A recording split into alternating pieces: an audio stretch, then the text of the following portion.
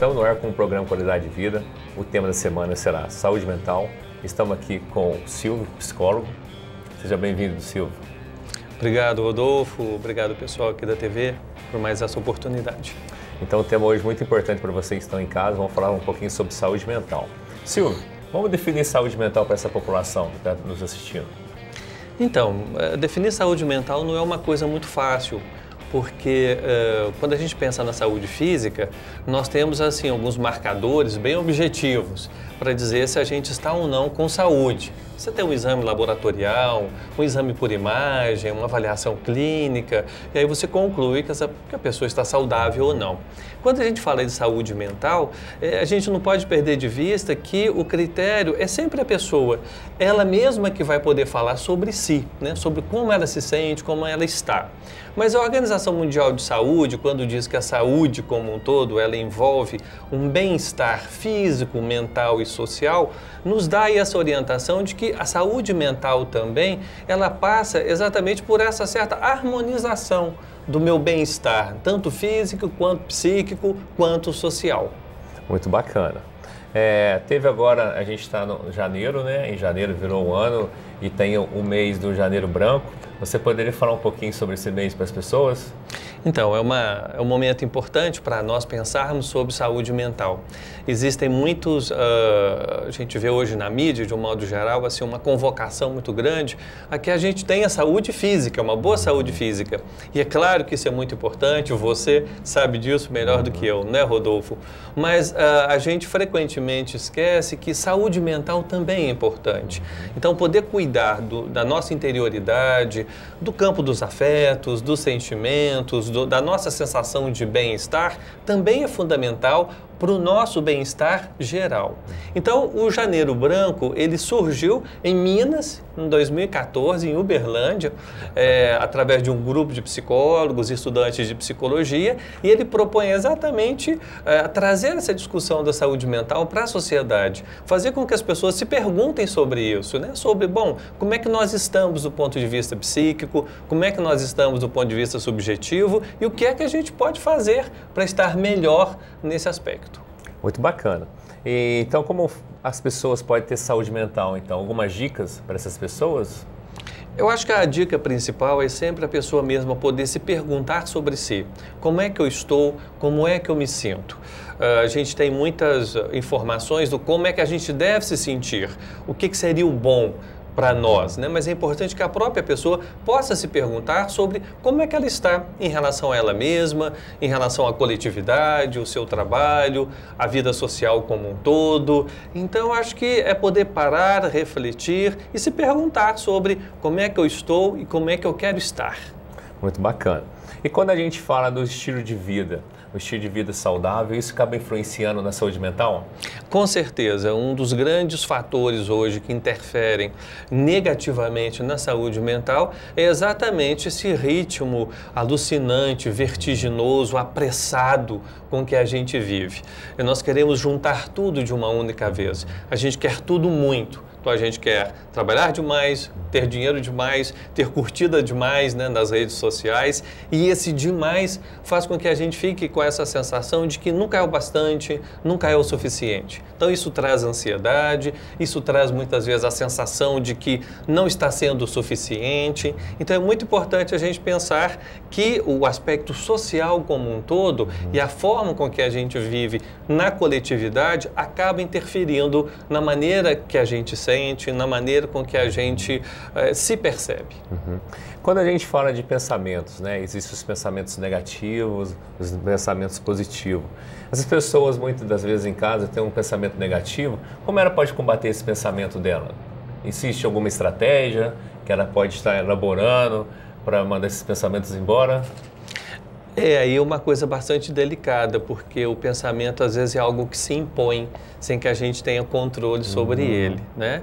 Eu sempre acho que a gente poder, repito, né, refletir sobre aquilo que está acontecendo com a gente, a maneira com que a gente vive, como a gente se sente, é um passo importante. Mas o pensamento negativo, ele vai fazer parte também. A questão é que intensidade, em que dose, como é que isso vai, que espaço que isso vai ocupar, não só no nosso pensamento, né, mas na na nossa vida como um todo. Muito bacana. A gente vai fazer uma pausa aqui, a gente vai chamar um vídeo e no segundo bloco a gente vai comentar esse vídeo. Quanto tempo você dedica à sua saúde física? E para a sua saúde mental?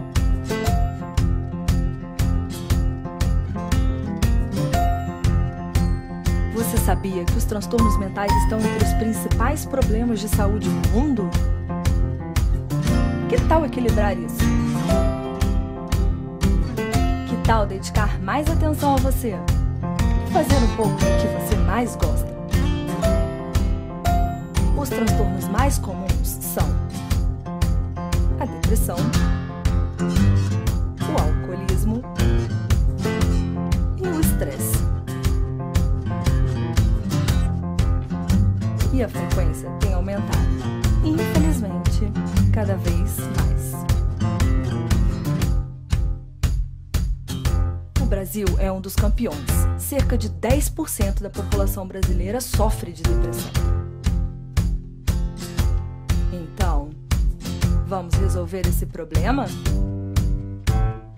A solução deve envolver o apoio profissional, um psicólogo ou um psiquiatra. Medicamentos em alguns casos e o mais importante, mudança de hábitos de vida. No seu plano de ação, alguns itens não podem faltar. Observe como você interage com o mundo, liste os seus afazeres e defina suas prioridades. Mire nos seus objetivos e seja persistente. Lembre-se, as pessoas com boa saúde mental são mais resistentes aos desafios da vida. Portanto, cuidar da sua saúde mental é tão importante quanto cuidar da sua saúde física.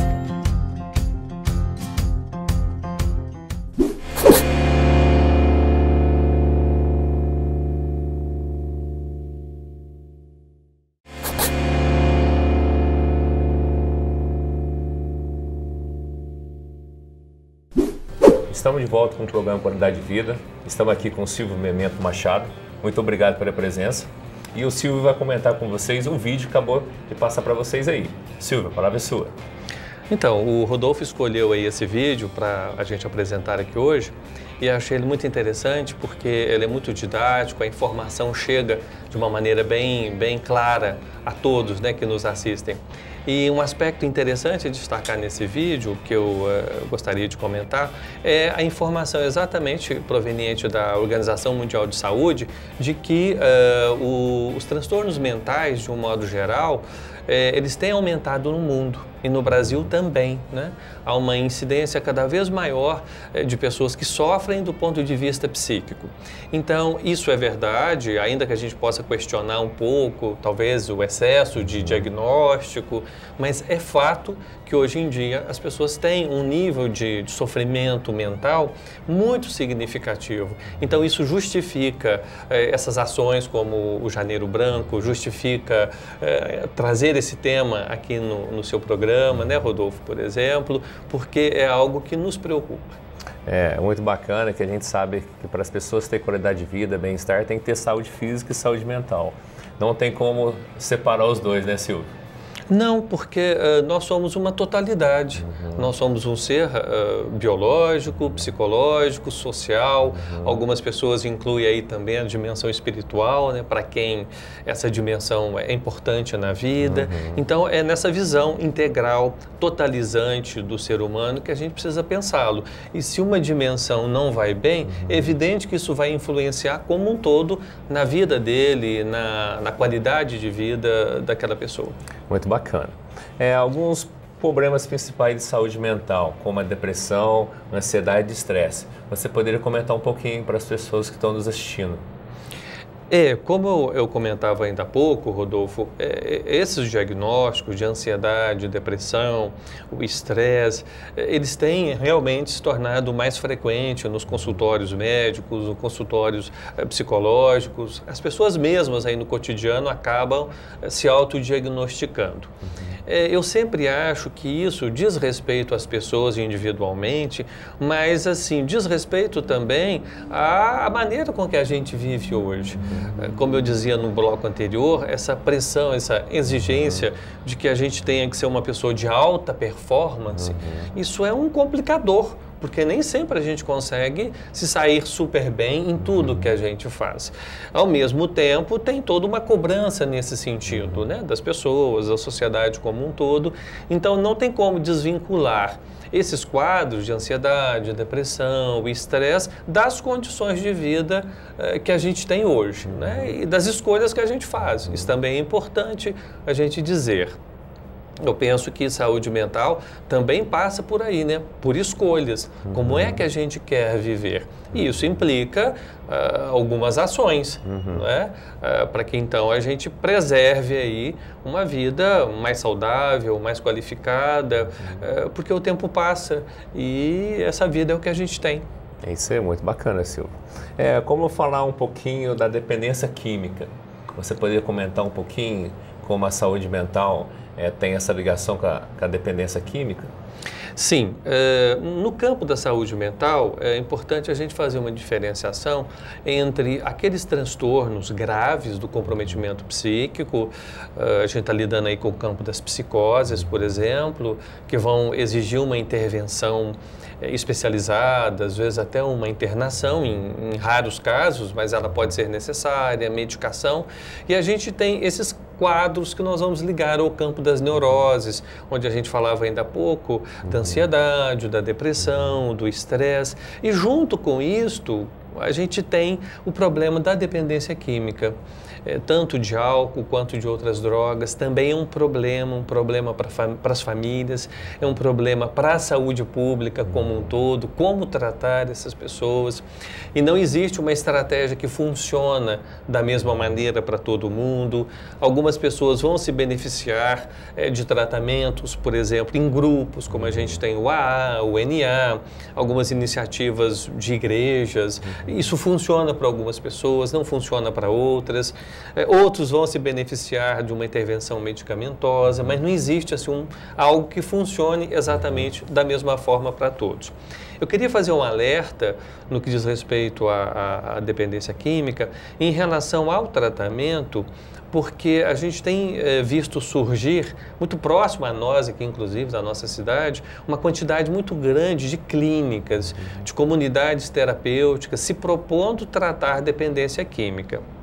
É preciso a gente ter muito cuidado, porque tem clínicas e comunidades terapêuticas muito sérias que trabalham com uma equipe técnica qualificada e especializada para lidar com essas situações, mas nós temos também pessoas ou instituições cujos diretores não são tão comprometidos assim com o campo da saúde ou com uma dimensão mais ética no tratamento e acabam fazendo disso um meio de vida. E as famílias às vezes entregam seus filhos, seus parentes para tratamento nessas instituições onde não há tratamento propriamente dito, acaba sendo um depósito de pessoas. Então é importante a gente dizer que quem tem esses problemas na família, que possam se orientar junto à saúde pública ou à iniciativa privada também, para poder direcionar adequadamente para um tratamento que seja efetivo, conforme o diagnóstico daquela pessoa, as particularidades dela e principalmente num lugar onde realmente a dignidade dela como pessoa humana seja respeitada e ela possa se tratar com uma equipe técnica devidamente qualificada para isso. Muito bacana. E lembrando que no município existem os CAPs, né, Silvio? Que pode estar dando um suporte para essas pessoas, mas sim, existe vários profissionais aí também aí da área aí, que pode ajudar vocês aí. Fica um alerta para vocês aí da família aí, a ter um cuidado nas escolhas dessas clínicas, né, Silvio? Sim, o Centro de Atenção Psicossocial que você citou é muito importante, especialmente para as pessoas que têm quadros, né, de psicoses ou neuroses graves, e nós temos também um CAPS-AD, que é um CAPS especializado no atendimento das pessoas com comprometimento relacionado ao uso de substâncias psicoativas. Legal. Então a gente dá uma pausa aqui e a gente volta no terceiro bloco.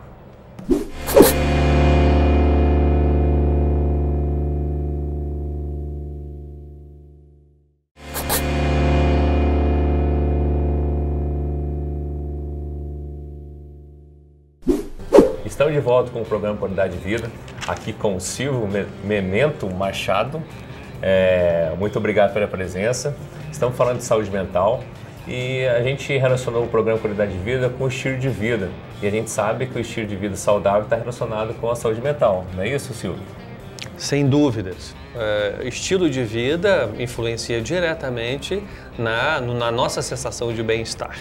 Isso, e eu coloquei alguns aqui, estilo de vida que pode ajudar vocês a ter saúde mental, que é ter uma qualidade de sono legal, né, dormir de 7 a 8 horas por dia, utilizar o sol, né, principalmente no horário da manhã, para ajudar a produzir bons hormônios, a hidratação, a alimentação saudável, praticar atividade física, ter um momento de lazer, né, ler bons livros, escutar música, ir ao teatro, ter momentos da família, né, amigos, que é importante também.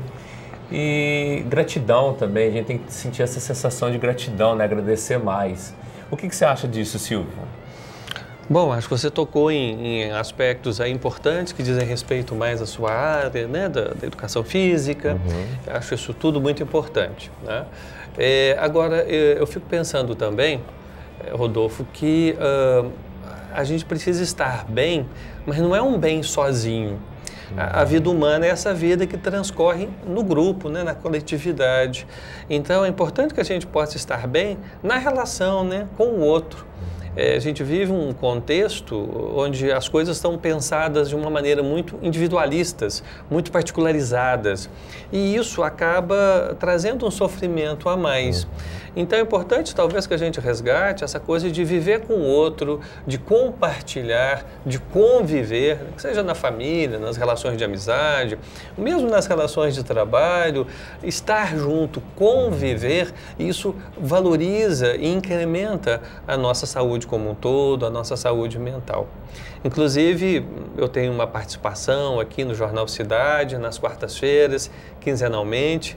O nosso quadro se chama Prosa Psi, onde a gente tem a oportunidade de falar um pouco sobre questões que envolvem aí o funcionamento mental, o subjetivo, e levar essa mensagem, né, às pessoas que nos escutam. Fica aí o meu convite também para esse momento nosso aqui. Muito bacana. Então o convite está para vocês. É importante vocês assistir o programa do Silvio, porque naturalmente ele vai ajudar vocês aí a entender um pouquinho mais sobre a saúde mental. Aqui no programa é um bate-papo rápido, né, Silvio? Onde a gente tenta levar vocês a essas informações. E lembrando, para a gente ter qualidade de vida, a gente tem que cuidar do corpo, mente e espírito, né, Silvio? Vamos passar um vídeo para vocês, né? Mas antes desse vídeo, eu quero agradecer ao Silvio Memento Machado pela participação. Muito obrigado pela sua participação. Espero contar com você em outros programas também. Vamos trazer essa importância da saúde mental para as pessoas, principalmente em casa, para mudar um pouco, né, o estilo de vida, se preocupar um pouquinho com a sua própria saúde, né? E a importância da gente viver em harmonia com as outras pessoas. Silvio, mas antes disso, eu queria fazer a última pergunta, né? Quando a pessoa se sente, vamos orientar um pouco para a parte da religião, né? Ela acaba tendo algum atrito com alguma pessoa e ela acaba trazendo esse rancor para dentro. O perdão é necessário para ter saúde mental? Rodolfo, vamos pensar o seguinte: quando eu estou com raiva, rancoroso, quem é que sente? Você. Sou eu. Então isso pode perturbar a minha saúde mental, a minha qualidade de vida. Então o sentimento é meu. Então se o sentimento é meu, primeiro ele vai atingir a mim, não é? O outro pode nem saber disto. Então é importante que a gente tenha isso claro para nós, que quem sente somos nós. E aí, já te agradecendo pela oportunidade, finalizando aí a minha participação, eu queria citar uma frase de um psicanalista importante chamado Christian Dunker, que ele diz assim, que não se trata da gente excluir todo o sofrimento da vida, não é? Que o sofrimento não é necessariamente uma patologia, que o sofrimento faz parte da vida, ele mostra que nós estamos vivos, o importante é que a gente possa dosá-lo, de tal forma que ele não exceda um certo limiar que vai nos trazer um comprometimento psíquico maior. Muito obrigado. E para a gente fechar esse programa, a gente vai passar um vídeo para vocês aí. Muito obrigado, até a próxima. De médico e doido, todo mundo tem um pouco. É isso que diz o dito popular. Mas um dos grandes desafios dos transtornos mentais é o diagnóstico. Bora bater um papo saúde sobre isso? Muita gente pensa que os transtornos mentais afetam apenas uma pequena parte da população. Mas a realidade é que 60% das pessoas que chegam na atenção primária têm alguma perturbação mental diagnosticável. De acordo com a Organização Mundial da Saúde, 5 entre as 10 maiores causas de incapacidade no mundo são problemas mentais. Homens adultos estão mais ligados às questões de déficit de atenção, abuso de substâncias e hiperatividade. E as mulheres adultas têm prevalência quando o assunto é depressão, ansiedade e conduta alimentar. Me diz uma coisa, se você tivesse uma perna quebrada, o que você faria? Procuraria ajuda profissional, certo? E por que não procurar ajuda profissional para tratar problemas relacionados ao sofrimento emocional e psicológico? A forma como cada um de nós experiencia esses sentimentos varia muito. Por exemplo, eu percebo ansiedade quando minhas mãos suam e eu sinto uma maior dificuldade para respirar. Para você, é um nó na barriga, coração acelerado ou alguma outra coisa? Essa falta de um diagnóstico padrão é um dos fatores que faz com que as pessoas achem menos importantes os sintomas psicológicos que os físicos, ou até mesmo tenham maior dificuldade para descrevê-los, sem contar os preconceitos relacionados ao atendimento das doenças mentais ao longo do tempo. De fato, o Brasil tem um triste histórico no tratamento desses problemas. Você já ouviu falar do Hospital Colônia de Barbacena ou da Casa de Saúde Anchieta, em Santos? Esses dois hospitais foram locais de maus tratos e mortes de centenas de milhares de pessoas, muitas delas internadas sem o rigoroso diagnóstico dos seus sofrimentos, como contou aí a jornalista Daniela Arbex no livro O Holocausto Brasileiro. Por isso, é muito importante conhecermos a luta antimanicomial. Você já ouviu falar ou leu sobre ela? No Brasil, o movimento da luta antimanicomial cresceu nos anos 80, com influência do movimento italiano. Foi a defesa dos direitos humanos e da reinserção ao invés da exclusão das pessoas com transtornos mentais. Foi a partir da luta antimanicomial que foram criados os CAPs, Centros de Apoio Psicossocial, e que resultou na lei de 2001 que prevê a extinção progressiva dos manicômios aqui no Brasil. Os hospitais psiquiátricos são antiquados e ineficazes, segundo a OMS. Por isso, o lema dessa luta é nenhum passo atrás, manicômios nunca mais. De uma política que excluía os indivíduos para uma proposta de tratamentos compartilhados entre família, comunidade e rede de atenção psicossocial. Porque a sua, a minha, a nossa saúde mental é influenciada pelo acesso a serviços de saúde, educação, emprego, serviços sociais e de justiça. E também é influenciada por abusos e discriminação. Não esqueça disso.